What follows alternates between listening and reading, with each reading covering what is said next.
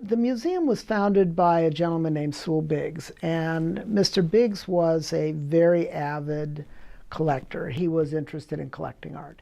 And in particular, he was interested in collecting art from Delaware and the Delaware Valley.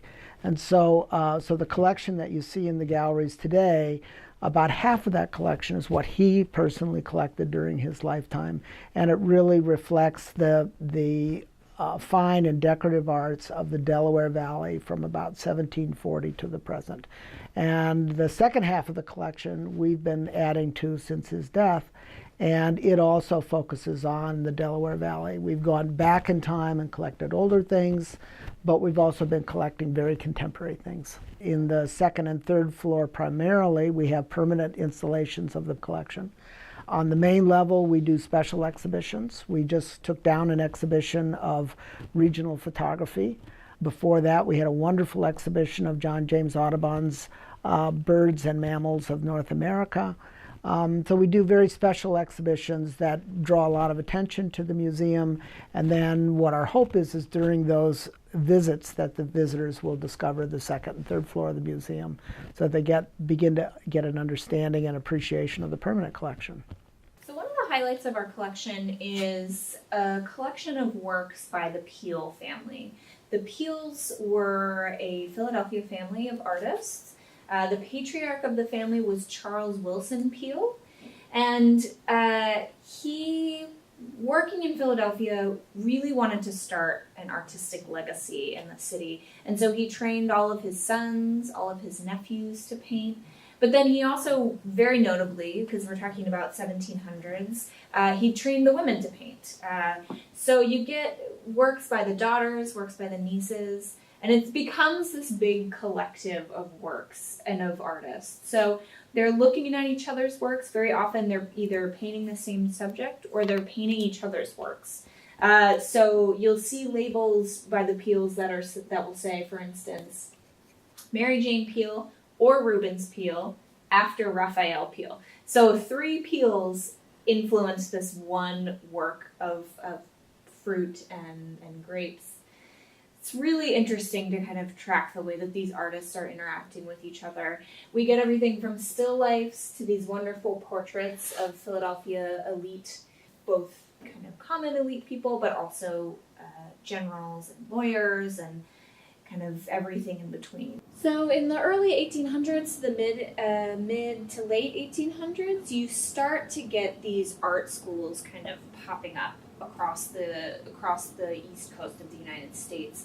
The Pennsylvania Academy of the Fine Arts is established around this time frame. So you get artists like Thomas Eakins, William Merritt Chase, some of these really big name people studying at these schools.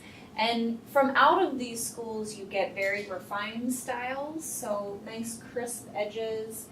Also, still lifes were very popular. You also get what's called a salon hang. So as opposed to hanging works just across the middle of the wall, you start to see paintings hung from the bottom to the top of the wall. And that word salon, that comes from the European salon, which was kind of the big art competition, art show of the year. And they would highlight things kind of dependent on where they were on the wall. So if you were at the bottom of the wall or at the top of the wall, you were in the art show, but you weren't top of the pick, right? If you were in the middle, that meant that you were really on top of your game. You were really a highlight, really a focal point for the show. Starting kind of towards the end of our timeline, we've got the American Impressionist Gallery here. American Impressionism was very much about light and the way that colors react together and work together. This work in particular is reflecting kind of the new woman. So it was painted in 1899 by Robert Reed. It reflects this modern woman who was willing to be on her own, and she's unchaperoned here. She has her elbow bare, which was kind of risque for the time. She's wearing this great big hat. She's kind of looking down at the viewer. So it's an interesting piece for our collection because not only does it kind of inform American Impressionism, but it also gives you a sense of the history of this time and what was happening politically and socially.